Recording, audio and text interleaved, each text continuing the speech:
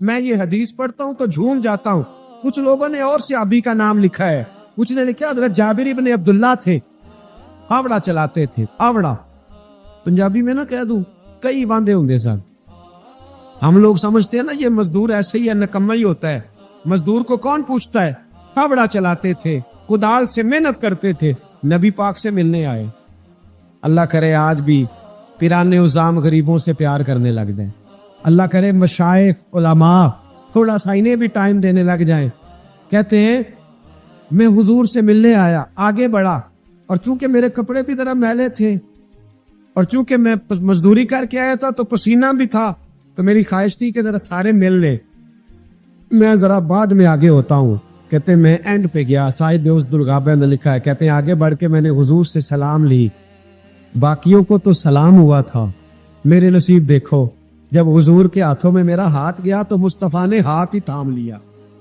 اور یار سنو تو صحیح, جس کا ہاتھ نبی پاک تھام لے, جس کا ہاتھ نبی پاک تھام لے. اعلیٰ حضرت فاضل بریلوی کے چھوٹے صاحبزادے مفتی اعظم ہند مولانا مصطفیٰ رضا بیمار تھے. ان کے پیر خانے کے سید زادے تیمارداری کرنے آئے تو گھر والوں نے کہا شاہ جی حضرت کھانا نہیں کھا رہے 2-3 دن سے, آپ سید ہیں, آپ کہیں گے تو کھا لیں گے. کہا شوربے میں روٹی بھگو کے لاؤ. کہتے ہیں روٹی بھگو کے لائی. 91 سال کے مفتی اعظم جب روٹی دینے کے لیے شاہ جی آگے بڑھے, کہا حضور اٹھیے نا کھانا کھائیے. تو کہتے ہیں میں نے ان کی کمر پہ ہاتھ رکھا اٹھانے کے لیے. 91 سال کے بابا جی, بڑھاپا, کمزوری, ذوق, سارا کچھ, لیکن جب میں نے پیچھے ہاتھ رکھا نا اٹھانے کے لیے کھائیے. کہتے ہیں میرا ہاتھ تھام کے کہنے لگے شاہ جی ایک وعدہ کرو پہلے. میں نے کہا کون سا؟ کہنے لگے یہاں سہارا دیا ہے تو وہاں بھی دو گے کہ نہیں دو گے؟ یہ وعدہ کرو, یہاں سہارا دیا ہے تو وہاں بھی دو گے؟ کہتے ہیں میں رو پڑا. میں نے کہا دوں گا. تو کہنے لگے چلو پھر کھا لیتے ہیں کھانا. او بھائی جس کا ہاتھ نبی پاک تھام لے, جابر ابن عبداللہ کہتے ہیں سلام لے کے رخصت ہو گئے سارے, اور میرا ہاتھ حضور نے تھام لیا. او یار بندے نے نہیں, عام آدمی نے نہیں, M N A M P A نے نہیں, صوفی پیر درویش مولوی مفتی غوث محدث نے نہیں, اس درد کو سمجھ تو صحیح. کہتے ہیں میرا ہاتھ اس نے تھاما جس کے قدموں کو بوسے دینے کے لیے جبریل امین ترسا کرتے ہیں. حضرت جبریل جس کے پیروں کو بوسا دینے کو ترسے, حضور نے ہاتھ تھام لیا, پکڑ لیا اور کھول کے فرمایا یہ کیا ہے, یہ کیا ہے؟ سونے چھالے پڑ گئے. حضور محنت کرتا ہوں, حضور قبیلدار ہوں, چھوٹے بچے مزدوری کرتا ہوں, چھالے پڑ گئے. کچھ امیر صحابہ کھڑے تھے, کہتے ہیں ہم نے رخ بدل لیا, محبوب کی طرف دیکھنے لگے. ہم نے عجیب نظارہ دیکھا کہ اس کا ہاتھ حضور نے تھاما ہے, اور پھر ہم نے دیکھا کہ محبوب کی گردن جھکی. گردن جھکی کس کی؟ جس کے آگے کھچی گردنیں جھک گئی. محبوب مقدس نے گردن کو جھکایا, اور فرماتے اس وقت تو حالات ہی بدل گئے جب محبوب نے مزدور کے چھالوں والے ہاتھوں کو چومنا شروع کر دیا.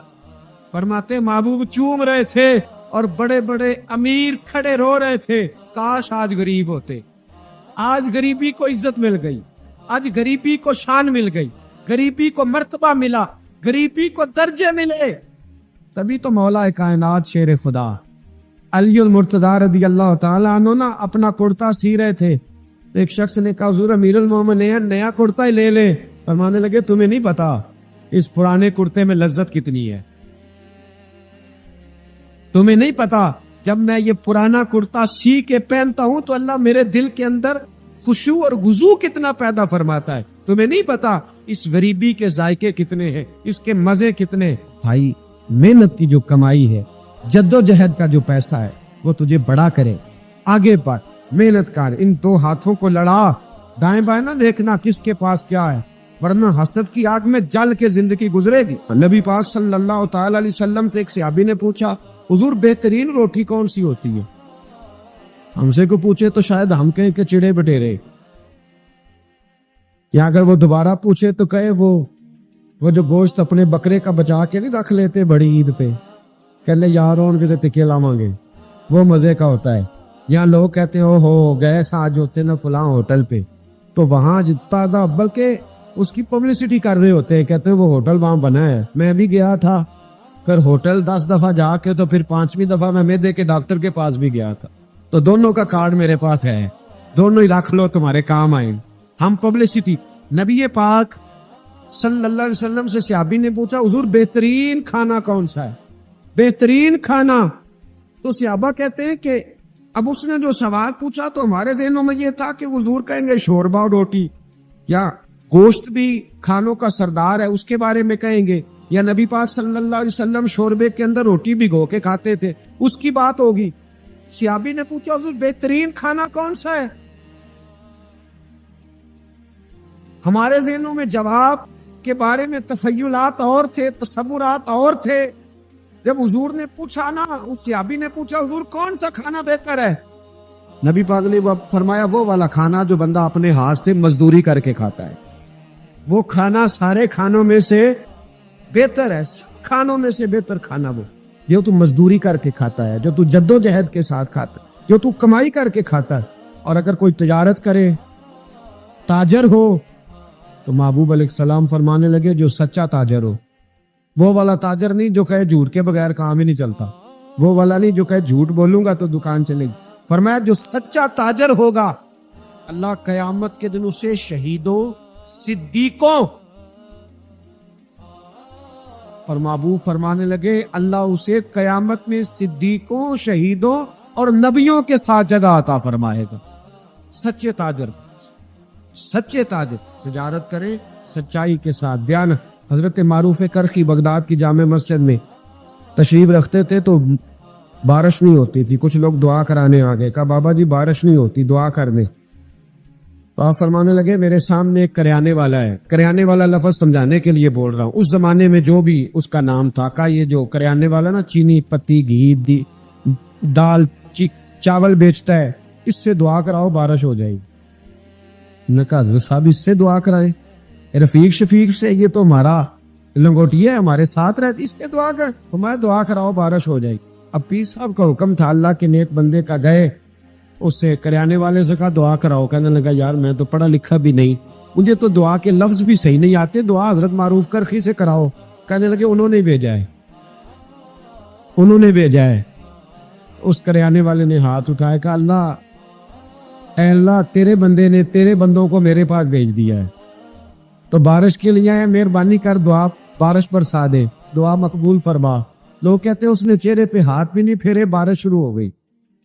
لوگ جو تھے سارے وہ تو چلے گئے, 2-4 سیانے لوگ جو تھے سمجھدار صاحب نظر حضرت معروف کرخی کی خدمت میں. کہا بابا جی یہ ہم نے نہیں دیکھا, پر فرض نماز ہی پڑھتا ہے, ہماری طرح کو لمبا چوڑا کام تو کوئی نہیں کرتا, کئی رات کو تنہائی میں تو نہیں تہجد پڑھنے آتا, کیا ایسا کام کرتا ہے کہ دعا مانگی ہے تو مقبول ہو گئی؟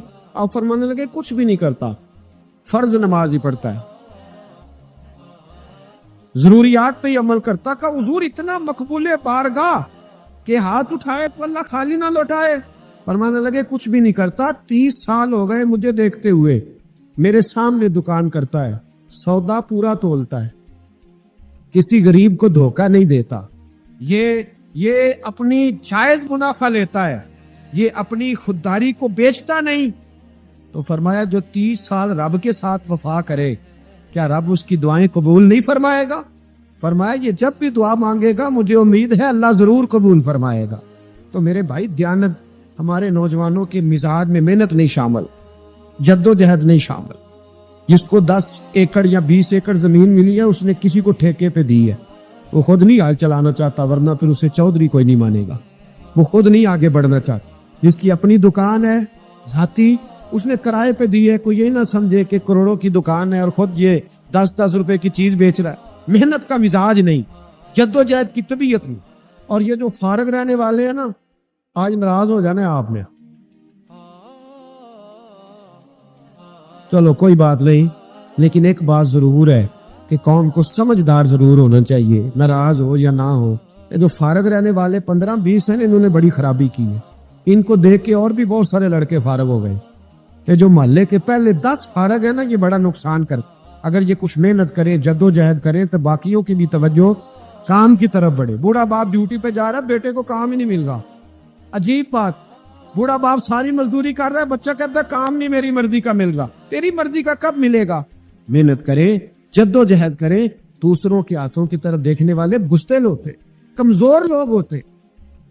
حضرت حسن بصری رحمۃ اللہ علیہ ایک نوجوان کو روز کہتے تھے جا کوئی کام تلاش کرو, روز بھیجتے. ایک دن وہ آگے آپ کی خدمت میں آ کے کہنے لگا حضور میں نے فیصلہ کر لیا, میں نے کوئی کام نہیں کرنا. فرمانے لگے کیوں؟ کہنے لگے آج میں نے عجیب سین دیکھا ہے. پر میں کیا دیکھ آئے ہو؟ کہنے لگا جی میں جنگل میں گیا ہوں تو میں نے دیکھا ہے ایک شیر نے شکار کیا ہے, آدھا اس نے کھا لیا ہے اور آدھا منہ میں پکڑ کے سفر شروع کر دیا ہے. ایک پہاڑی پہ چڑھ گیا شیر, میں بھی ایک درخت پہ چڑھا دیکھ رہا تھا. حضرت جی جب وہ شیر پہاڑی پہ چڑھا ہے تو وہاں ایک لومڑی بیٹھی تھی جس کی ایک ٹانگ بھی کٹی ہوئی تھی اور دونوں آنکھوں سے نابینا بھی تھی. اس شیر نے وہ بچا ہوا شکار اس کے منہ میں ڈالا ہے. تو جو رب لومڑی کے لیے خوراک کا بندوبست کر سکتا ہے میرے لیے بھی کرے گا, لہذا میں نے اب کام نہیں کرنا. حضرت حسن بصری مسکرائے, فرمانے لگے کیا بات ہے تیری, تو نے کردار دو دیکھے, ایک شیر دیکھا ایک لومڑی دیکھی. فرمانے لگے بیوقوف, تو نے لومڑی بننے کا پروگرام بنایا, شیر بننے کا کیوں نہیں بنایا؟ تو لومڑی بننے کا پروگرام بنایا کہ کوئی کما کے لائے گا تو میں کھاؤں گا. شیر بن, شکار کر, کھا بھی اور کھلا بھی, غریبوں کے پاس بھی لے کے جا, کھا بھی اور کیا بن. جنہوں نے میں آنا پیا پھر نہیں بول دے, بوڑھے ہی بولتے ہیں بیچارے. کیا بننا ہے؟ شیر بن, شیر کھا بھی اور کھلا بھی, محنت کر, جد و جہد کر. علامہ اقبال لندن میں تھے تو بیٹے نے خط لکھا کہ ابا جی ضرورت پڑ گئی ہے, مجبوری آ گئی ہے, کچھ پیسے کسی سے ادھار لے لوں, جب آپ واپس آئیں گے تو لوٹا دوں گا. تو اقبال نے اپنے بیٹے کو خط لکھا اور اس خط کے اندر ایک نظم لکھی, اور کیا انداز اختیار کیا, جاوید کے نام اس نظم کا نام رکھا. اقبال کہنے لگے دیار عشق میں اپنا مقام پیدا کر, ابے کے سہارے جینا اب چھوڑ دے, اب والد کو بیساکھی بنا کے آگے بڑھنا چھوڑ دے. دیار عشق میں اپنا مقام پیدا کر, نیا زمانہ نئے صبح و شام پیدا کر. خدا اگر دل فطرت شناس کرے عطا تجھ کو, سکوت لالا و گل سے کلام پیدا کر. اور میرا طریق امیری نہیں فقیری ہے, میرا طریق امیری نہیں فقیری ہے. خود ہی نہ بیچ غریبی میں نام پیدا کر, خود ہی نہ بیچ غریبی میں نام پیدا کر. پتہ تو تب ہے نا کہ جب تو غریب ہو پھر کچھ کر کے دکھائے, جب تو کمزور گھرانے سے اٹھے پھر تو کچھ کر کے دکھائے. ابے کا سجادہ نشین بننا آسان, ابے کی فیکٹری والی کرسی پہ بیٹھ جانا آسان, لیکن تو بتانا تیرے اندر بھی کوئی خوبی ہے بھائی کہ نہیں. بتا, یہ تو کمزور لوگ ہوتے. میرا طریق امیری نہیں فقیری ہے, خود ہی نہ بیچ غریبی میں نام پیدا کر. یہ دنیا میں کوئی پیشہ برا نہیں. تو حضرت داؤد لوہے کا کام کرتے تھے, لوہے کا کام حضرت داؤد کو کہے برا لوہار کو, یہ حضرت داؤد کرتے تھے. خود نبی پاک علیہ السلام نے بیان فرمایا. حضرت نوح علیہ السلام لکڑی کا کام کرتے تھے. حضرت سیدنا آدم علیہ السلام کھیتی باڑی بھی کرتے تھے اور کپڑا بھی بنا کرتے تھے. اماں حوا گھر کے اندر کپڑا بنتی تھی. یہ پیشے برے ہیں. حضرت ادریس علیہ السلام کپڑے سیا کرتے تھے جو ہمارا درزی کام کرتا ہے. یہ پیشے برے. ایک پیشہ برا ہے دنیا میں, ایک پیشہ, وہ ہے کسی سے مانگ کے کھانا. برتن دھونے والا برا نہیں ہوتا, جھاڑو دینے والا برا, چوکی دارا کرنے والا برا. کسی نے پتہ نہیں غالباً نیت اللہ مرحوم کی بات ہے, ایک گزرے ہیں کالم نگار یا قدرت اللہ شہاب کی, کہتے ہیں کہ میں کسی نے ان سے کہا کہ تم کسی سے کچھ لیتے نہیں, خودداری کیسے سیکھی؟ تو کہنے لگے ایک مہنگے ہوٹل میں روٹی کھانے گیا. اس مہنگے ہوٹل کا جو چوکیدار بابا تھا نا, وہ سردیوں میں اس طرح کے کپڑے پہن کے آیا کہ ٹھٹر رہا تھا, کہاں پر آتا ہے. تو میں نے آگے بڑھ کے کہا کہ بابا تیرے پاس موٹے کپڑے کوئی نہیں. کہتا بیٹا ہوتے تو میں نے پہنے نہ ہوتے. تو کہتے میں نے کہا کہ اس وقت رات ساری تو نے ڈیوٹی کرنی ہے تو انہی کپڑوں میں رہو گے. تو کہتے ہیں کہ وہ کہنے لگا ہاں بیٹے کیا بتاؤں, 4 بچے, بوڑھا ہوں, ان کی نوکری کرنی ہوتی ہے, اور ان 4 بچوں میں صرف بیٹیاں ہیں, بیٹا ہے کوئی نہیں میرے پاس. تو میں تو آج چائے پینی تھی تو میری بیوی مجھے کہہ رہی تھی کہ تھوڑی سی پتی اور 1 کپ دودھ گھر میں پڑا ہے, بچے سوتے ہیں تو آپ کو بنا کے دیتی ہوں. کہتے میں تو چائے اس طرح پیتا ہوں جس طرح دوائی پی جاتی ہے. تو میں نا وہ تھوڑی سی سب روگاں دا روگ محمد جس دا نام غریبی، تو میں نے وہ چائے میری بیوی بنا کے لائی، تو میں نے کہا بھلی مانا تجھے بھی ٹھنڈ لگ رہی ہوگی تھوڑی، تو بھی پی لے۔ تو اس نے کہا نہیں، آپ نے ساری رات چوکی دارا کرنا ہے، آپ پیے۔ کہتے میں پی کے آ گیا ہوں۔ کہتے این عشاء کا وقت تھا، سردی کا موسم تھا، خاص تھی بات، ہوٹل کے بابا کھڑا تھا۔ کہتے میں نے نا بابے کی بات سنی تو میں نے سمجھا کہ اس وقت کا سب سے بڑا سخی میں ہی ہوں، اور میں لگا ہوں قارون کے خزانے کو جوتا مارنے، لگا ہوں میں بہت بڑی سخاوت کرنے۔ کہتے ہیں میں نے جیب میں ہاتھ ڈالا اور 5 آنے نکال کے بابے کو دیے۔ میں نے کہا بابا لے جاؤ، اکٹھی چینی لے جاؤ، اور 5 آنے کا بڑا کچھ آیا کرتا تھا اس زمانے میں، اکٹھی چینی اور پتی لے جاؤ اور گھر میں چائے پیو۔ کہتے اتنی دیر ہوئی تو عشاء کی اذان ہو گئی، اور جب مؤذن نے اذان پڑھی اور میں نے 5 آنے بڑھائے تو بابے نے لپیٹ کے مجھے دیے، کہنے لگے میں تو تجھے اچھا آدمی سمجھا تھا، تو نے مجھے کیا سمجھ لیا ہے؟ میں نے اچھا سمجھ کے دکھڑا سنایا اور تو مجھے کیا سمجھ بیٹھا؟ یہ آرزو کرم اور میں آپ سے کروں؟ یہ بھیک اس کو دیجئے جس کا خدا نہ ہو، یہ بھیک اس کو دیجئے جس کا خدا نہ ہو۔ کہا جا رکھ اپنے پیسے۔ اور کہتے ہیں پھر میں نے اس بابے کو دیکھا، اس نے جوتے اتارے اور ٹھنڈی گھاس پہ اس نے اللہ اکبر کہہ کے نماز کی نیت باندھی، اور کہتے ہیں جب وہ سجدے میں گیا تو میں محو حیرت تھا، اور جب بابا آتا یاد پہ بیٹھا تو میں رو رہا تھا۔ میرا دوست کہنے لگا کیا ہوا؟ میں نے کہا آج مجھے سمجھ میں آیا ہے، ایاک نعبد و ایاک نستعین، آج بات سمجھ میں آئی ہے، آج سمجھ میں ایاک نعبد و ایاک، یہ آج مسئلہ سمجھ میں آیا ہے۔ کہتے ہیں اس بزرگ نے سلام پھیرا اور کہنے لگا تو ابھی گیا نہیں؟ میں نے کہا بابا میں تیرے جلوے دیکھ رہا ہوں، میرا تحفہ قبول کیوں نہیں کیا؟ تو کہتے ہیں بابا رو پڑا۔ کہنے لگا بیٹا اگر 5 آنے مانگ کے کھانے ہوتے تو میں رات کو سردیوں میں مزدوریاں نہ کرتا، اپنے پیسے گھر لے جا۔ میرا رب مجھے محنت کے ساتھ اتنا دیتا ہے کہ میں بیٹیاں بھی پال لیتا ہوں اور روٹی کھا کے سوتا ہوں، تو جب مجھے اللہ نے محتاج نہیں کیا تو میں محتاجی کیوں دکھاتا پھر؟ کہتے ہیں میں ساری زندگی اس کو دعائیں دیتا رہا، خدارا خوددار بنو، خوددار بنو، خوددار بنو۔ جب کوئی محنت کرتا ہے نا محنت، تو اللہ اس کی ضائع نہیں کرتا۔ ہمارا حال یہ ہے کہ ہمیں ہر چیز کافر بنا کے دیتا ہے، ہر چیز۔ کدھر گئے ہمارے نوجوان؟ کدھر گئی ان کی شعوری طاقتیں؟ وہ کب اس میدان میں اتریں گے؟ کب جدوجہد کریں؟ کب وہ نکلیں گے، سامنے آئیں؟ اپنے اندر ہمت پیدا کریں، طاقت پیدا کریں اپنے اندر۔ مجھے ایک صاحب ایک دفعہ کہنے اتنے لمبے سفر کس طرح کرتے؟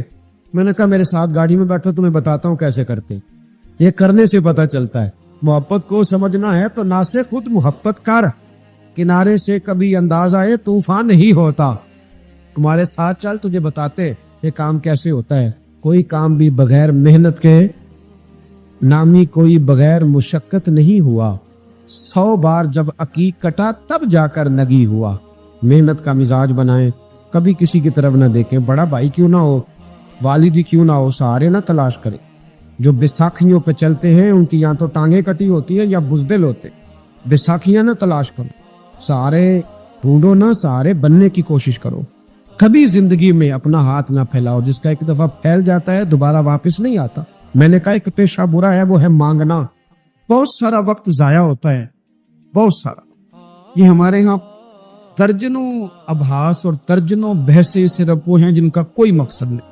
فضول پیسوں میں الجھنا، فضولیات میں وقت ضائع کرنا، فضول سوالات کرنا۔ فضول سوالات بھی دین میں منع۔ آپ قرآن مجید پڑھیے تو رب فرماتا ہے کیا تم بھی میرے نبی سے اسی طرح کے سوال کرنا چاہتے ہو جیسے اس سے پہلے حضرت موسیٰ سے کیے گئے؟ وہی رنگ اختیار کرنا چاہتے ہو؟ ابحاث میں الجھ جانا، اس چوک میں وقت گزارنا۔ آج کل بھلا کون کون کیا کر رہا ہے، اس پر بڑا وقت گزر گیا۔ فلانا فلانی جگہ کیسے پہنچ گیا، فلانے کی فلانی مصروفیت کیسے بنی، فلانے کا فلانے سے تعلق کیسے بنا، زیادہ وقت اسی میں بیت گیا۔ فضول ابحاث، فضول بحثیں، فضول وقت کا ضیاع، اپنے معاملات پہ بالکل توجہ نہ دینا۔ پرنسپل صاحب اے سی والے کمرے میں آرام سکون سے بیٹھے، انہیں پتہ ہی نہیں کہ اٹھ کے باہر جاؤں دیکھوں جا کے میرا عملہ کیا کرتا، انہیں پتہ ہی نہیں۔ پیر صاحب کے لیے چونکہ لنگر ذرا تھوڑا سا پیر صاحب کو بتایا ہوتا ہے ڈاکٹر نے کہ تو نے یخنی کھانی ہے چھوٹے گوشت، اس کے لیے چونکہ لہدا سے پکتا ہے اور گلاس پانی کا سٹیج پہ پہنچتا ہے 6 बंदे रुमाल लिए खड़े, उठ के देखते ही नहीं कि मुरीद को सबक पढ़ रहा है कि नहीं पढ़ रहा। तालिब इल्म पे जाके तवज्जो ही नहीं देते कि उसके कमरे का हशर क्या है। मैं ऐसे लोगों को जानता हूं कि जो अपने इदारों का महीनों विजिट नहीं कर पाते, अपने इदारों का, फैक्ट्री के मालिक को पता ही कोई नहीं कि कारकुन क्या कर रही, यानी उठ के वो पसंद ही नहीं करता क्योंकि वो उसके कमरे में एसी लगा हुआ है, मजदूर धूप में काम कर रहे हैं। हमारे ढेरों काम फकत इसलिए खराब होते हैं कि हम अपने वक्त को ज़ाया करते हैं, हम अपनी जिम्मेदारियों का एहसास नहीं करते, पूरी तरह हमने अपने वक्त को उलझा लिया है। नबी पाक सल्लल्लाहु अलैहि वसल्लम फरमाते हैं जन्नती भी एक बात पे हसरत करेंगे, हालांकि वहां कोई कमी नहीं, कोई कमजोरी नहीं, पर जन्नती भी हसरत करेंगे, कहेंगे हाय काश, हसरत करेंगे। या रसूलल्लाह किस बात पर? तो हुजूर फरमाने लगे वो वक्त जो दुनिया में उनसे जाया हो गया, खुदा का जिक्र नहीं कर सके, दरूद नहीं पढ़ सके, जो वक्त जाया हो गया उस वक्त पर जन्नती भी जन्नत में जाके हसरत करें कि यार ये क्यों जाया किया। देखिए दुनिया में ना सबसे बंदा समझदार वो है जिसे अपना वक्त मैनेज करना। हम क्या करते हैं, एक चीज को गले लगा के बाकी कामों से भी रह जाते।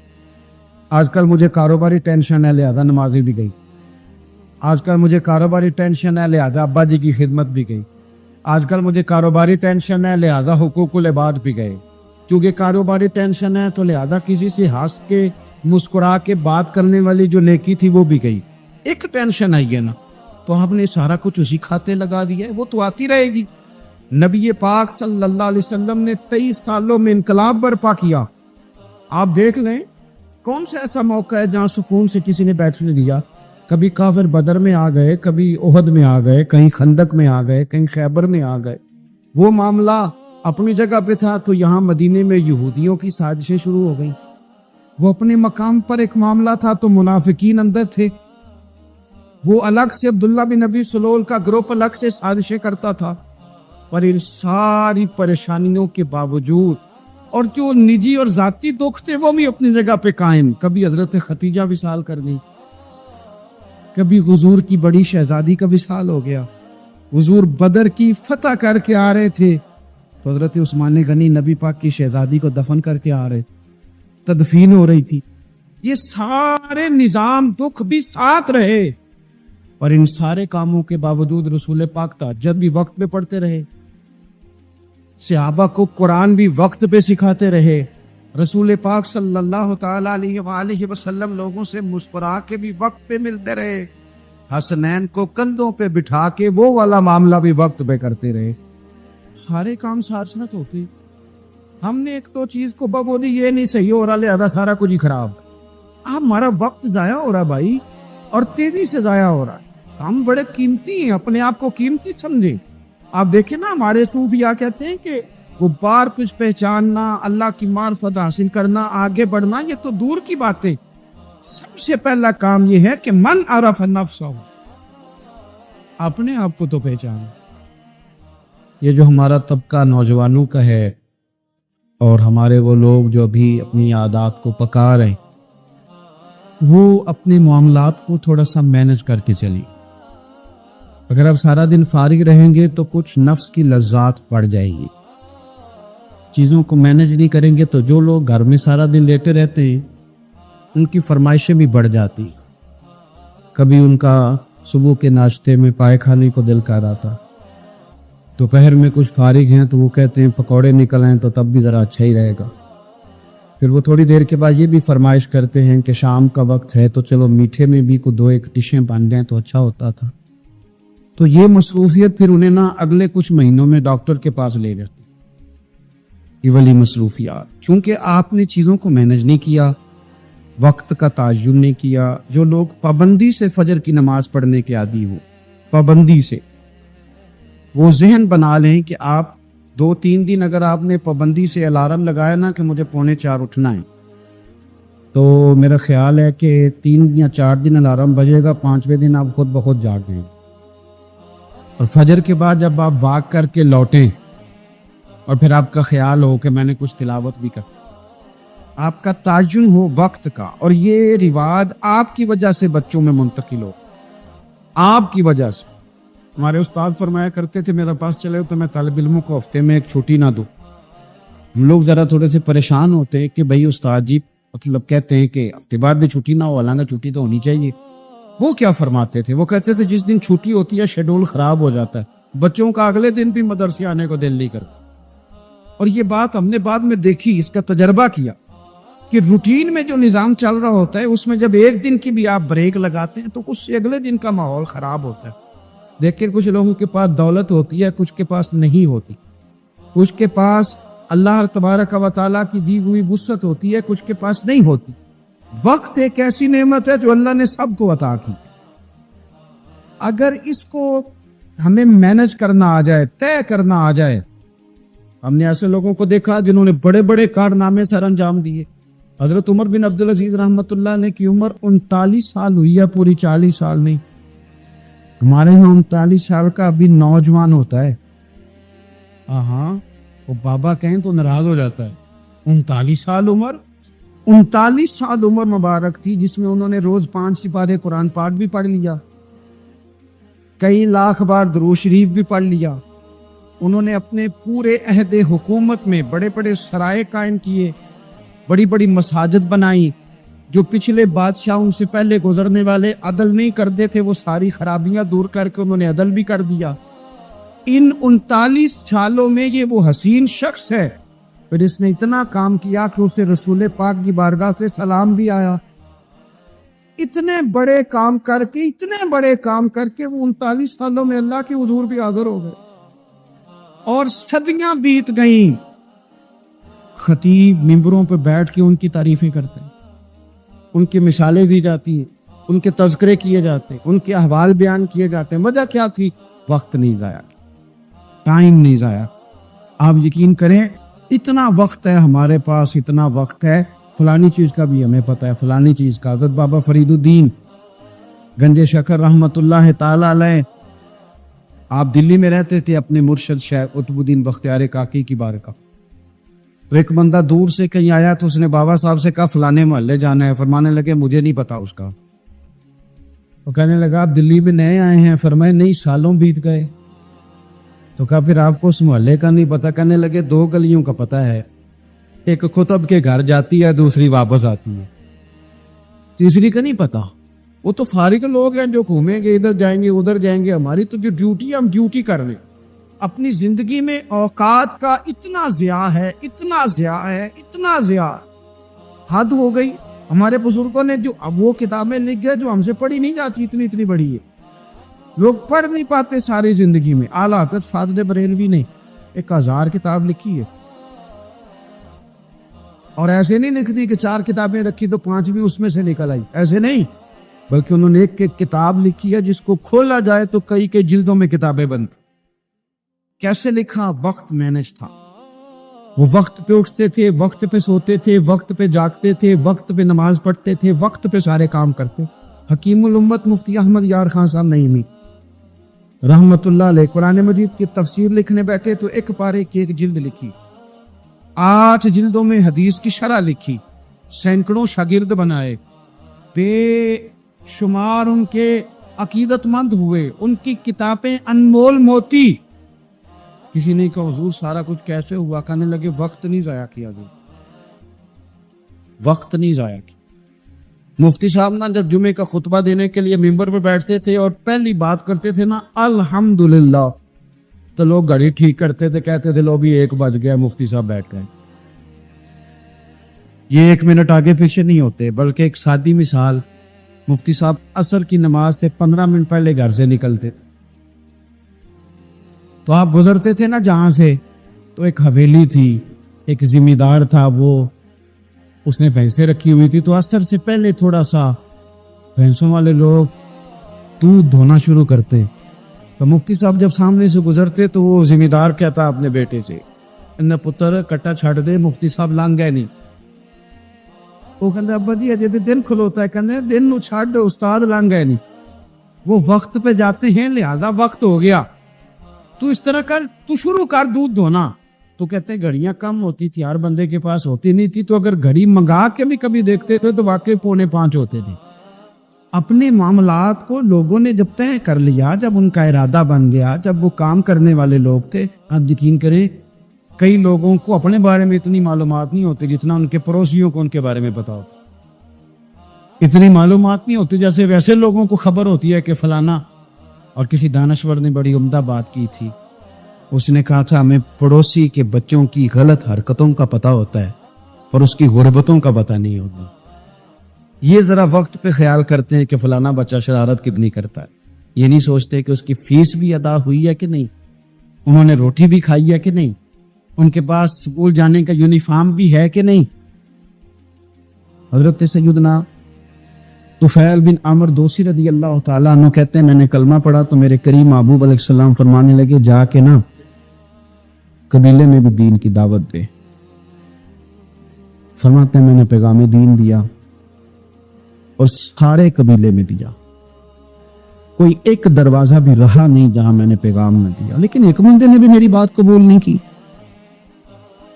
میں تلخ ہو گیا, اتنی دیر ہو گئی بات کرتے ایک بھی نہیں سنتا یار. حالانکہ جو دعوت دینے والا ہوتا ہے اس کے ذمہ اذان پڑھنا ہوتا ہے. بندوق کے زور پر لوگوں کو مسجد میں لانے کی ڈیوٹی نہیں. اذان پڑھے, صحیح کر کے پڑھیں. خودی کا سر نے ہاں لا الہ الا اللہ, خودی کا تیغ فساں لا الہ الا اللہ. اور اگرچہ بت ہیں جماعت کی آستینوں پر مجھے ہے حکم اذان لا الہ. آپ ذمہ داری پوری کریں. یہ کس نے کہا ہے کہ آپ نے بندوق کے زور پہ لوگوں کو مسجد میں لانا؟ اذان پڑھنا ڈیوٹی ہے, وہ وقت پہ دیں. حضرت طفیل بن عمر دوسی رضی اللہ تعالیٰ عنہ فرماتے ہیں کہ میں نے ایک ایک بندے کو پیغام دیا درد کے ساتھ, ایک نے بھی نہ مانی. میں واپس مدینہ منورہ لوٹ کر گیا. میں نے کہا یا رسول اللہ صلی اللہ علیہ وسلم میرے قبیلہ دوست کے لیے دعا کریں, یہ سارا تباہ ہو جائے. آج دعا کر دیں.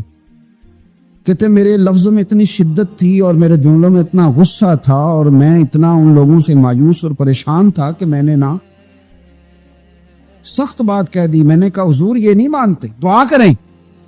کہتے ہیں حضور اٹھے, وضو کیا اور پھر حضور نے مصلی بچھایا اور پھر کعبے کی جانب چہرہ نور کیا.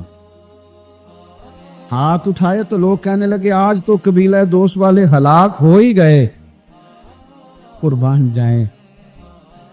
حضور نے ہاتھ اٹھا کے دعا کیا کی, کہا اللہ دل جو تیرے قبضہ قدرت میں ہیں تو کرم فرمانا, ان کے دلوں کو پھیر دینا دین کی طرف اور میری بارگاہ کی طرف پہنچا دینا دل جو تیرے پاس ہے.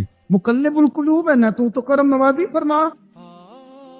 حضرت سیدنا طفیل بن عمر دوسی کہتے ہیں حضور نے دعا کر دی, نہ میں بول سکتا تھا نہ کوئی اور. میں قبیلے گیا پر لوگوں قربان جاؤں میں اپنے قبیلے بعد میں پہنچا. حضور کی دعا کا اثر میرے قبیلے پہلے پہنچ گیا. کریم کی دعائیں وہاں پہلے پہنچ گئیں. فرماتے ہیں پہلے میں بات کرتا تھا تو کوئی سنتا نہیں تھا, اب میں پہنچا تو اللہ نے ماحول بنا دیا. 1 2 3 4 لوگ نہیں, 70 خاندان 70 گھرانے میرے قبیلے کے کلمہ پڑھ کے مسلمان ہوئے اور رسول کریم کی بارگاہ میں حاضر ہوئے. رو کے دیکھ لیا ساری دنیا کے سامنے, کچھ رب کے سامنے رو کے نہ دیکھ لیں. اب اسے کہے نا, اب حضور کی بارگاہ میں عرض کر کے نہ دیکھ لے, اب اپنے اللہ کی جانب رجوع نہ کرے. دیکھو نا نبی پاک صلی اللہ تعالی علیہ وسلم نے ہمیں فرمایا تمہارے آنسو قدر والے ہیں, رب رسول کی بارگاہ میں بہانا, ان کو ضائع نہ کرنا. عزیز بھائیو, یہ آنسو جو اللہ رسول کی بارگاہ کی طرف بہتے ہیں یہ اللہ کی رحمت کو متوجہ کرتے ہیں, یہ مالک کریم کے کرم کو مائل کرتے. ہمارا مسلح آباد ہونا چاہیے. وہ مجھے ایک دوست کہنے لگے صرف دعا کرنے سے کیا ہوتا ہے؟ میں نے کہا دعا کرنے سے پہاڑ ہل جاتے ہیں اپنی جگہ سے. میرے رسول پاک رات کو دعا کریں تو صبح فاروق اعظم جیسے لوگ آ جاتے ہیں دین اسلام. نبی پاک علیہ السلام رات دعا کرے نا, دعا, اور بدر کی رات حضور دعا کرے تو اللہ 7,000 فرشتوں کو بھیج دیتا ہے مسلمانوں کی مدد کے لیے. صحابہ فرماتے ہیں میدان بدر میں ہم کسی کو قتل کرنا چاہتے تھے, لیکن اس کی گردن پہلے سے کٹ کے گر جاتی تھی، فرشتے آئے ہوئے تھے۔ آج ہمارے ساتھ اللہ کی مدد ناراض ہو گئی ہے، ہم سے رب کی مدد ناراض ہے۔ ہماری مجموعی غلطیاں، قومی کوتاہیاں، بددیانتیاں، رشوت خوریاں، ہمارے جھوٹ، ہماری بد اخلاقیاں، مجموعی طور پر سوسائٹی کی مادہ پرستی، اخلاقی رویوں کی گراوٹ، لوٹنا، اپنا حصہ وصول کرنا، جگہ جگہ پہ کمیشن مقرر کرنے، ہر شخص کا ذات کے لیے سوچنا، اللہ کی مدد پھر روٹ جایا کرتی ہے، ناراض ہو جایا کرتی ہے۔ سب سے ضروری کام یہ ہے، سب سے ضروری کام کہ اللہ کی مدد شامل ہو۔ سب سے ایک صحابی تھے، ایک جگہ انہیں شہید کیا جا رہا تھا، تو کافر چاہتے تھے کہ ہم ان کی لاش کو معاذ اللہ ثم معاذ اللہ بے حرمتی کریں۔ انہوں نے عرض کی مالک تو میرا مددگار ہے، اس بیابان جنگل میں میری مدد کرنا۔ شہد کی مکھیاں آ گئیں، ان کے پورے وجود کو چھپا لیا، کوئی چیز قریب آئی نہیں، اور لوگ کہتے مکھی اٹھ کے بیٹھے تو زخمی کر دیتی ہے، لیکن وہ اٹھ کے گئی تو وجود پہلے سے زیادہ تر و تازہ تھا۔ اللہ نے محفوظ کر لیا وجود ان لوگوں کا، اللہ نے حفاظت فرمائی، اللہ کی مدد شامل تھی، اللہ کی مدد۔ ایٹم بم تم نے بنا لیے، ہتھیار تم نے سجا لیے، دولتیں تم نے جمع کر لی، بڑے بڑے تم نے ادارے قائم کیے، اب ایک کوشش اور بھی کرو، رب رسول کی بارگاہ میں رو تاکہ تمہیں اللہ کی مدد بھی ملے، تمہارے اندر حوصلہ بھی پیدا ہو، تمہارے اندر شعور بھی بلند ہو، اپنی ذات سے اٹھ کر سوچنے کی تمہیں طاقت بھی میسر آئے۔ میرے عزیز، اگر اس کی بارگاہ میں رونا آ جائے نا، اس کی بارگاہ میں اسے منانا آ جائے، تو پھر تو کیفیات ہی کچھ اور ہو جاتی ہیں۔ کتنا کو روئیں بھلا؟ حضور فرماتے ہیں بہت لمبا تم نہ بھی نہ رونا، اگر مکھی کے یا مچھر کے پر کے برابر بھی تمہارے آنسو نکل گئے نا، میں اب اس سے زیادہ کیا آپ کی بارگاہ میں بات عرض کروں۔ حضور فرماتے ہیں ایک مکھی اور مچھر کے پر کے برابر بھی تیری آنکھ سے آنسو نکل آیا، شرط یہ ہے نکلے ریاکاری کے لیے نہیں، نکلے اللہ کی رضا کے لیے، اس کی خشیت میں نکلے۔ فرمایا اگر مکھی کے پر کے برابر بھی تو رو پڑا تو اللہ تعالیٰ تیرے لیے دوزخ سے آزادی لکھ دے گا۔ اور نبی پاک صلی اللہ تعالی علیہ وسلم نے بیان فرمایا ہے، حضور فرماتے جو اللہ کے خوف سے رو پڑے نا، جس طرح بھینس بکری گائے کے تھنوں سے نکلا ہوا دودھ دوبارہ تھنوں میں نہیں نہ جاتا، اسی طرح جو رب کی یاد میں رو پڑے وہ دوزخ میں نہیں جاتا۔ یہ مثال دیکھے کیسے دی حضور نے سمجھانے کی۔ اگر کبھی رونا آئے اس کے لیے تنہائی کا انتخاب کرے، مجموع میں نہیں۔ ایک بندے کو حضرت عمر نے مجمع میں روتا دیکھا تو فرمایا یہ کام تو اکیلے میں کرتا تیرے لیے برکت والا ہوتا، تیرے آنسو نکلے، تیرے رخساروں پہ بہے۔ اور شیر خدا تو شیر ہے نا، حضرت مولا علی شیر خدا فرماتے اگر تیری آنکھوں سے کبھی آنسو نکلے نا اللہ کی یاد میں، حضور کی محبت میں، تو فرمایا ان آنسوؤں کو پوچھنا نا، ان کو چہرے سے صاف نہ کرنا، یہ تو آنسو اس قابل ہے کہ تیرے رخساروں پہ رہے، یہ تو روشنی ہے تیرے چہرے کی، ان کو پوچھنا نا۔ حضرت علی رضی اللہ تعالیٰ عنہ نصیحت کرتے ہیں انہیں رہنے دے، یہ آنسو بڑا قیمتی ہے، یہ نکلا تیری آنکھ سے ہے پر کسی کا ہو کے نکلا ہے، نکلا تیری آنکھ سے ہے پر کسی کے لیے نکلا، نکلا تیری آنکھ سے ہے پر اس نے تجھے بتایا ہے کہ تیرے وجود میں، تیری دھڑکنوں میں، تیرے جذبات میں کسی اور کا بھی حصہ ہے۔ یہ رب رسول کی رضا کے لیے چھلکا ہے۔ جب لوگ تانے دیتے ہیں، جب لوگ تکلیف دیتے ہیں، جب آپ بالکل ٹھیک چل رہے ہوتے ہیں، جب آپ محنت کر رہے ہوتے ہیں، جب آپ مخلص ہوتے ہیں، جب آپ جدوجہد کر کر کے تھک جاتے ہیں، اور لوگ جب پوری طور پر تانا زنی کرتے، باتیں سننے کو جب ملتی ہے، میں دیانتداری سے کہتا ہوں جب لوگ پوری طرح دل توڑ دے پھر کوئی سجدے کا مزہ ہے؟ پھر کوئی دعا کی لذت ہے، پھر کوئی چسکا ہے اس کی بارگاہ میں حاضری کا، پھر کوئی تڑپ پیدا ہوتی ہے اس کیفیت میں، وہ جب لوگ آپ کو پوری طرح تکلیف دے اور سارے اسباب ظاہری ختم ہو جائے، وہ جو لذت ہے نا اللہ کی بارگاہ میں جڑنے کی، وہ تعریف والوں کو کئی دفعہ نصیب ہے۔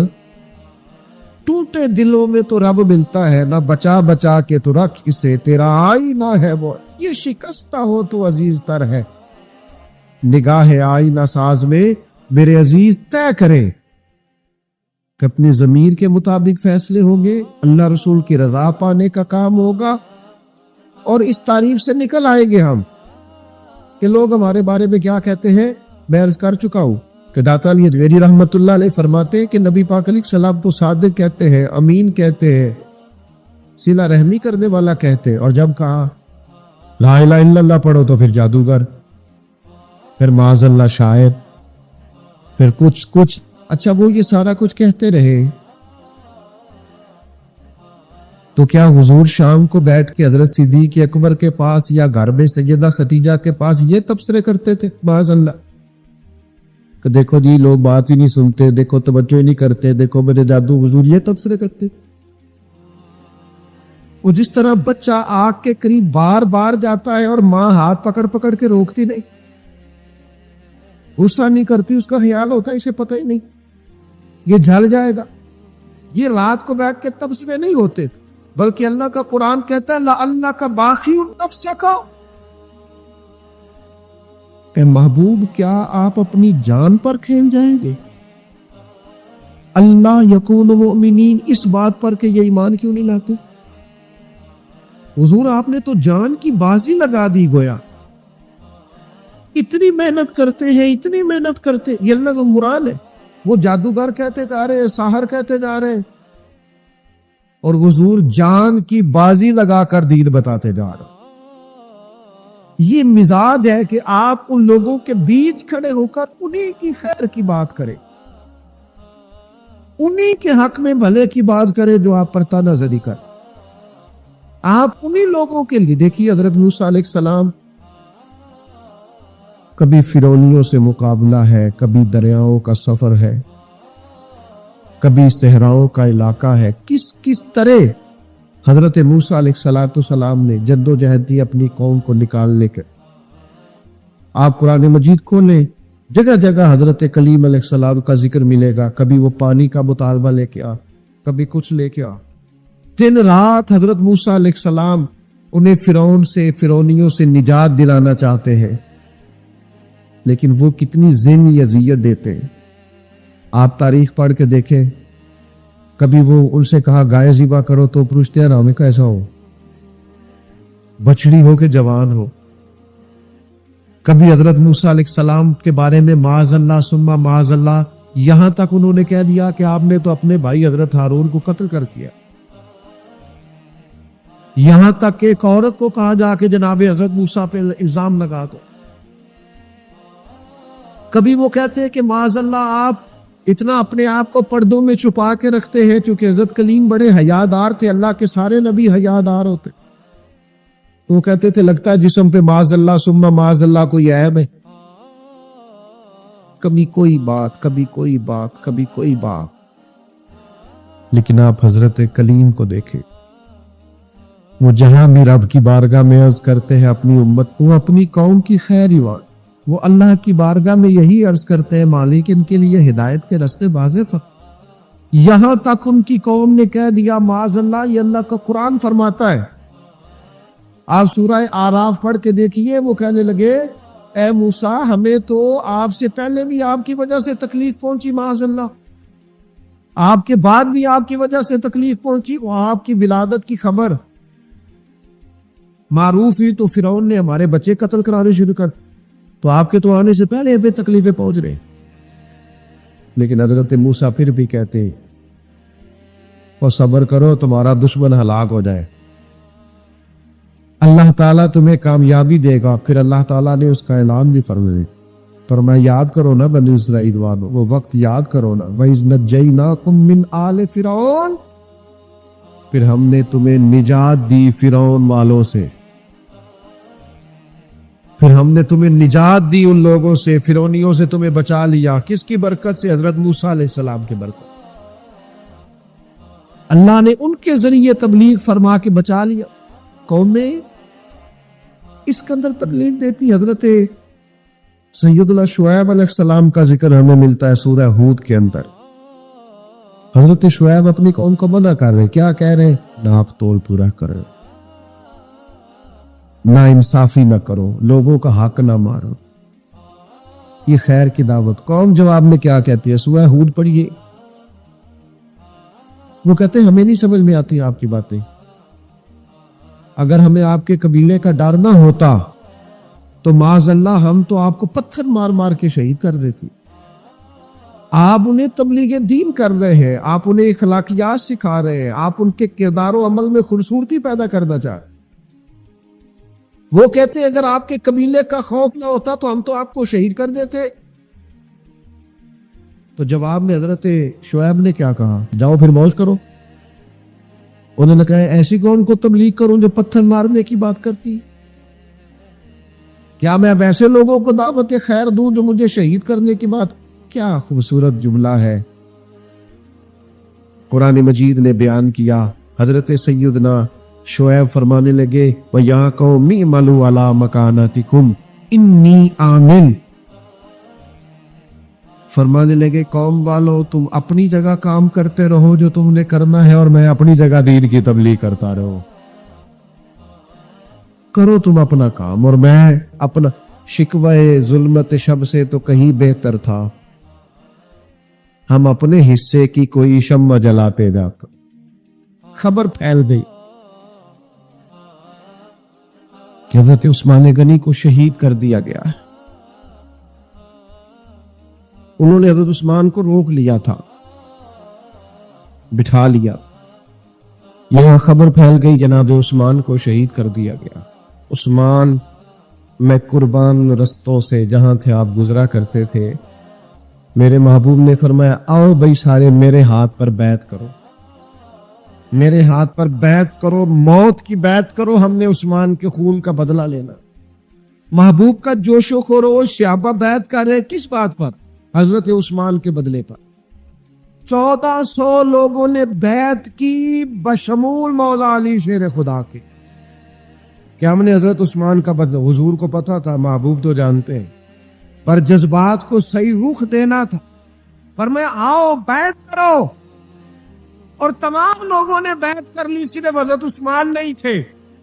حضرت انس بن مالک فرماتے ہیں محبوب نے اپنے ہاتھ فضا میں لہرائے، فرمایا بھئی عثمان موجود نہیں ہے، فرمایا یہ ہاتھ میرا، یہ میرے عثمان کا، لو میں عثمان کی بھی بیعت کرتا ہوں، یہ عثمان کی بھی۔ حضرت انس بن مالک فرماتے ہیں، جناب انس بن مالک فرماتے ہیں قسم اللہ کی، وہ جس وقت نبی پاک نے کہا نا یہ عثمان کا ہاتھ ہے، فرماتے ہیں اس وقت عثمان کا ہاتھ کائنات کے سب لوگوں کے ہاتھوں سے بہتر ہو گیا تھا۔ اتنی عظمتیں ملی حضرت عثمان غنی کو، اتنا مقام ملا سیدنا عثمان کو۔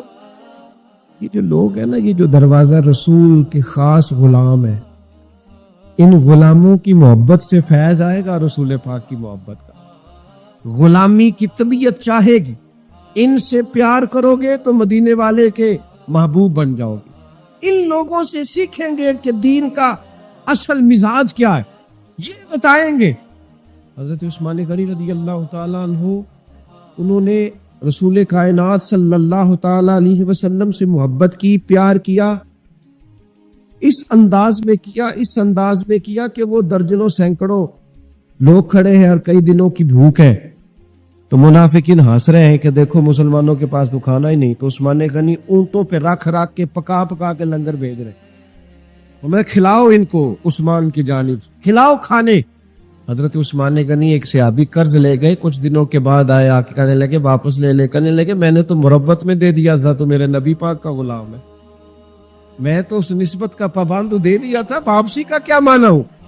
حضرت سیدنا عثمان غنی کا ڈھلا ہوا رسیلا سجیلا مزاج، اس میں خوبصورتی، اس میں ٹھہراؤ، اس میں رسول پاک کی محبت کا رنگ۔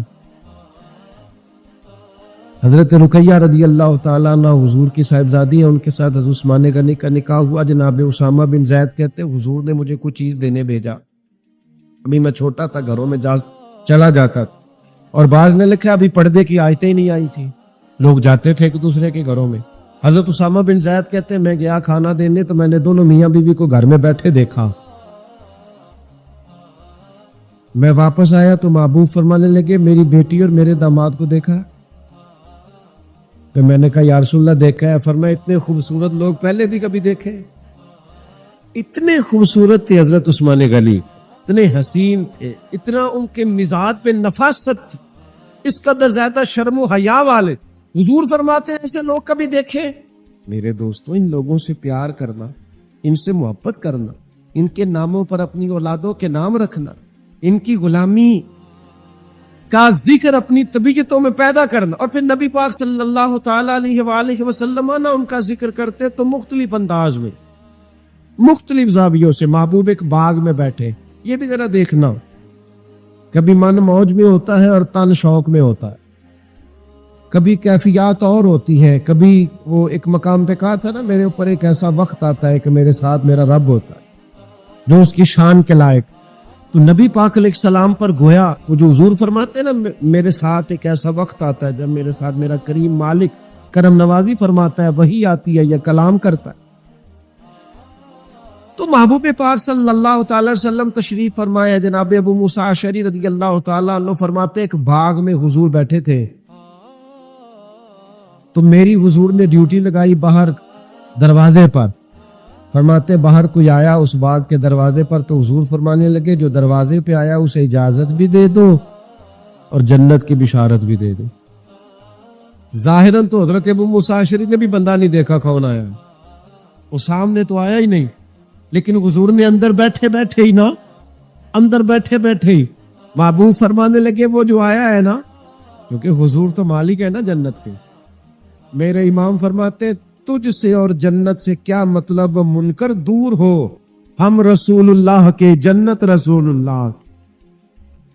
حضور اندر بیٹھے دیکھا ہی نہیں باہر کون ہے، اور فرمانے لگے وہ جو آیا دروازے تو اسے بتا دو تو جنتی ہے. حضرت ابو موسیٰ اشعری کہتے ہیں دروازہ کھولا تو ابو بکر صدیق تھے. یہ دیکھو کن کے نام جنت الاٹ ہوتی ہے اور بار بار انہی کا قرآن نکل آتا ہے، انہی کے تذکرے ہونے لگتے ہیں، انہی کا ذکر. سیدنا صدیق اکبر فرماتے ہیں تھوڑی دیر کے بعد پھر کوئی دروازے پہ آیا، حضور فرمانے لگے اسے اجازت بھی دے دو اور جنت کی بشارت بھی دے دو. یہ سیاستہ میں حدیث موجود ہے. فرماتے ہیں میں جو گیا دروازہ کھولا تو دروازے پہ فاروق اعظم تھے. سیدنا ابو موسیٰ اشعری کہتے ہیں دروازے پہ دستک ہوئی تو میرا پھر نہ دھیان لبھائے مبارکہ کی طرف ہی تھا. وہ زبان جس کو سب کن کی کنجی کہے، جس کو سب کن کی کنجی کہے، اس کی نافذ حکومت پہ لاکھوں سلام. پھر دروازے پہ دستک ہوئی تو کریم فرمانے لگے دروازہ کھولو اور اس بندے سے کہو تم پر آزمائش بھی آئے گی پر یہ بتا دو تو ہے جنتی. تمہیں آزمائشیں دیکھنی پڑیں گی، تکلیفیں آئیں گی، فتنے آئیں. کہتے میں دروازے پہ گیا تو سیدنا عثمان غنی موجود. میرے دوستو ان لوگوں کے بارے میں کبھی تشکیک کا شکار نہ ہونا، کسی شرارت کرنے والے کی شرارت کے پیچھے نہ چلنا. میرے نبی پاک علیہ الصلوۃ والسلام نے تو پہلے خبر دی تھی کہ حضرت عثمان غنی پر فتنے آئیں گے، آزمائشیں آئیں گی، اور صحیح روایت میں موجود ہے خبر دی تھی. حضرت عثمان غنی رضی اللہ تعالیٰ عنہ کا تو وہ مقام و مرتبہ ہے، وہ شان ہے کہ ان کی شہادت کی خبر بھی رسول پاک نے دے دی. فرمایا یہ شہید ہوگا عثمان، شہادت تک کی خبر. حضور کو پیار ہے نا سیدنا عثمان. نبی پاک صلی اللہ تعالی علیہ وآلہ وسلم احد پہاڑ پہ گئے تو احد پہاڑ کانپنے لگا. کون تھا حضور کے ساتھ؟ حضرت صدیق اکبر تھے، سیدنا فاروق اعظم تھے اور حضرت عثمان غنی تھے. احد پہاڑ کانپنے لگا. ویسے ہمارے بزرگ فرماتے کانپ نہیں رہا تھا، اسے پتا چلا محبوب آیا تو وجد کر رہا تھا، وہ نہ ذرا وجد کر رہا تھا، سرور میں آ گیا، وہ کانپنے لگا. محدثین نے لکھا ہے کانپنے لگا، اس میں حرکت آئی، اور جب وہ حرکت کر رہا تھا، کانپ رہا تھا، وجد کر رہا تھا. حضور پتہ کیا فرماتے ہیں احد سے؟ یہ باتیں ہم سنتے ہیں, کبھی ان کا مزہ تو لے کے دیکھو. پھر غور کرو, حضور ہے پہاڑ پہ, حضرت عمر ہے, سیدنا ابو بکر ہے, حضرت عثمان ہے. حضور پہاڑ پہ ہے, پہاڑ کانپا ہے, وجد کیا ہے, حرکت کی ہے. حضور پتہ کیا فرماتے ہیں؟ فرماتے ہیں احد ٹھہر جا, تیرے اوپر ایک نبی ہے, ایک صدیق ہے, 2 شہید ہیں. وہ تو دیکھ تو صحیح, مقام دیکھ, اعزاز دیکھ, احترام دیکھ. تیرے اوپر ایک نبی ہے, ایک صدیق ہے اور 2 شہید ہیں. دنیا میں بڑے شہید ہوئے, اور اس شہید کا مرتبہ بھی جانتے ہو جسے حضور نے شہید کہا. ایک تو یہ ہے نا, پراپوگنڈے پر لوگ بڑے لوگوں کو شہید کہتے ہیں, اور جنہیں حضور کی زبان اطہر شہید کہے, نبی پاک جنہیں شہید کہے. رسول پاک علیہ السلام نے فرمایا 2 شہید ہیں. تو 2 شہید کون تھے؟ ایک حضرت عمر فاروق, ایک حضرت عثمان غنی. اور پھر نبی پاک نے میری شہادت کی خبر نہیں دی, حضور نے یہ بھی بتایا ان کا مقام کیا ہوگا, ان کو ملے گا کیا. اللہ کے حبیب صلی اللہ تعالی علیہ وسلم فرمانے لگے, ایک تو شہادت ہے, اور شہید کو جنتی, اور صحابی ویسے ہی جنتی, اور پھر عشرہ مبشرہ, اور پھر خلفائے راشدین, اور پھر سیدنا عثمان غنی, اور پھر شہادت کا اعزاز.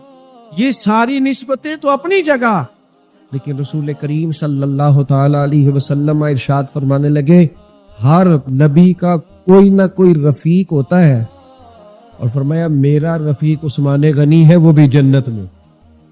یہ جنت میں میرے رفیق ہوں گے, میرے ساتھ ہوں گے سیدنا عثمان غنی رضی اللہ تعالیٰ عنہ.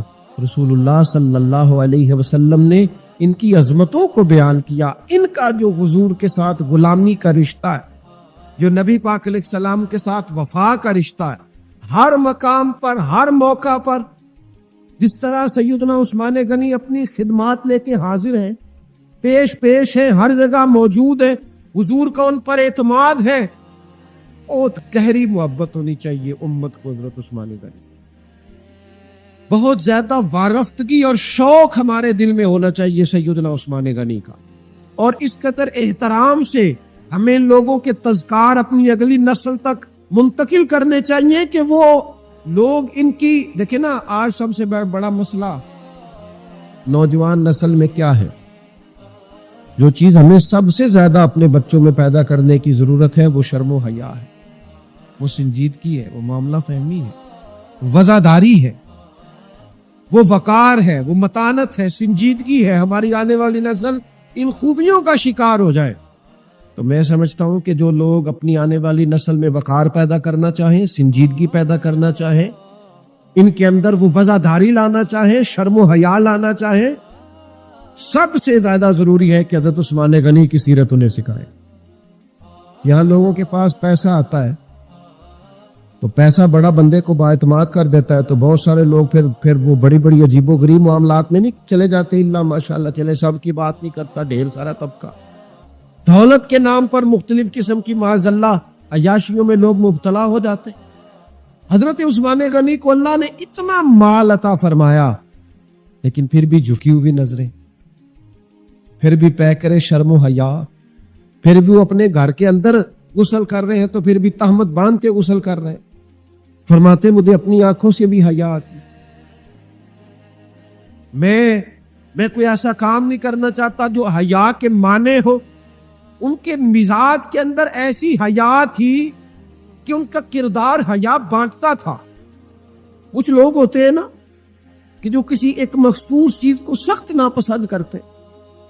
حضرت عثمان غنی رضی اللہ تعالیٰ عنہ انتہائی وزادار, شرم. آج میری سوسائٹی میں زو مانا باتیں پھیلائی گئی, غلط باتیں کی جاتی, ایسی باتیں, اور ایسے لوگ اس سطح پر اتر کر باتیں کرتے ہیں جن کے منہ سے اچھی بھی نہیں لگتی, کہ یار آپ اپنی وزاداری دیکھیں, آپ نے کتنی کمزور بات کر. بچوں کے بیچ بیٹھ کر, دوستوں کے بیچ بیٹھ کر آپ نے اتنی چھوٹی بات کر دی. آپ نے صرف 2 لمحوں کے لیے لوگوں کو ہنسانا تھا, لیکن آپ نے حیا کا ہی خیال نہیں رکھا.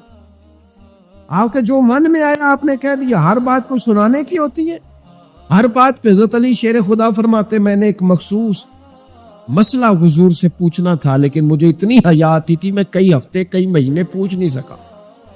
حالانکہ بات شریعت کی پوچھنی تھی. فرماتے پھر کوئی شخص آیا, اس نے وہ بات پوچھی تو میرا بھی مسئلہ حل ہو گیا.